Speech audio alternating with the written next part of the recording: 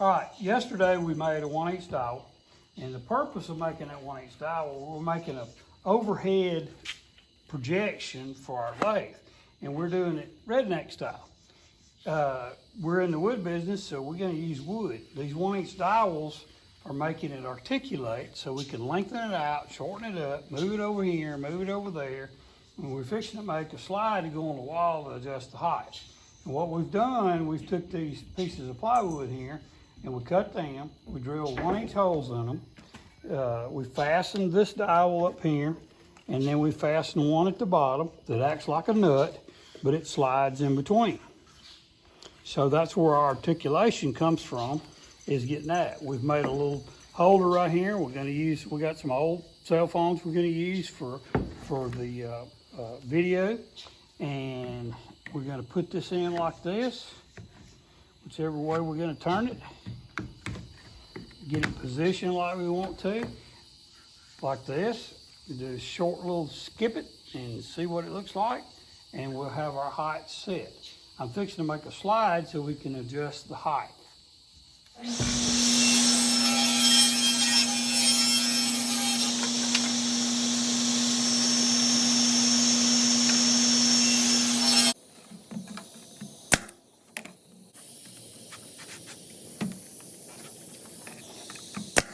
What I've done here, I made a sliding jig to mount my camera on, and simply 45s and some birch plywood, and it slides up and down. And I'm going to put a lock on it. Then I'm going to put a mount for it, and you can literally slide it where you want to. Probably put a little wax on this, make it slide a little bit. All right, what I'm going to do here, I'm going to put this bolt through here, and I'm going to countersink it so it clears everything. And then I'm going to put another piece on top. I'll show you in a minute. But right now I'm going to countersink this bolt, 3/8 bolt, and I've got a wing nut to go on. So I'm going to put my bolt in here, which is the back side, and we're going to counterset it.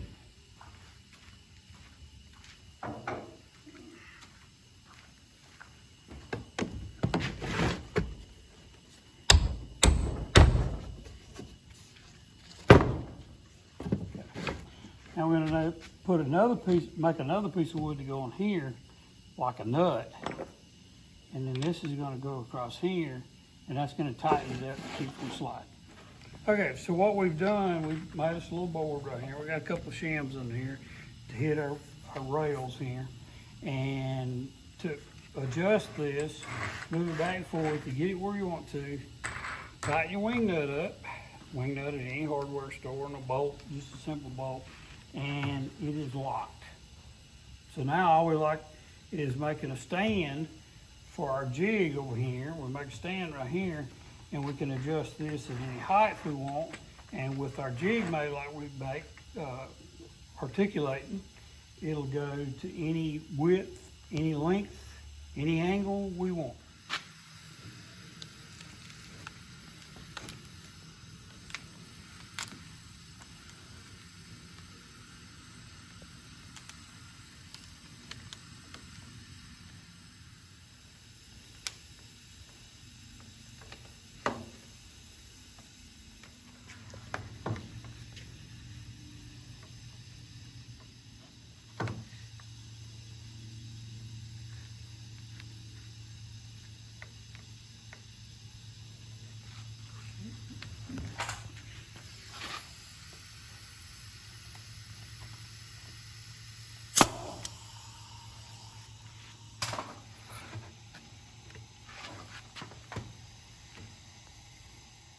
Okay, so for making the dowels, cutting the little wood things here, a little piece of plywood, drilling 1/8 holes and making it to where it articulate, then we can fasten this to the wall. Once we fasten the wall, we slide a cell phone in here.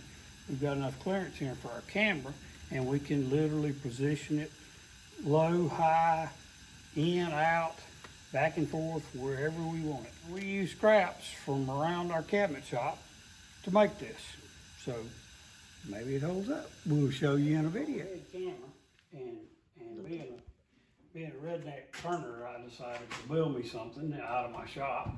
So I made this oscillating jig, and I'm always having trouble with this light here.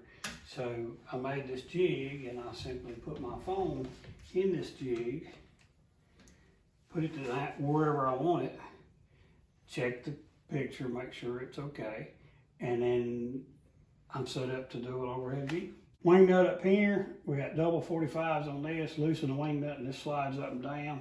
So it's three-dimensional adjustable. No problem, you can make this in the shop in a couple hours. Thanks. Hey, y'all subscribe to our channel. We got more videos coming. We just started. We got a new video coming out in just a few days. A part 2 to the inside out turn-in jig. We're going to show you how we turn the piece that we made in the jig on here to give you a reason why we do that. Thanks. Y'all have a good day.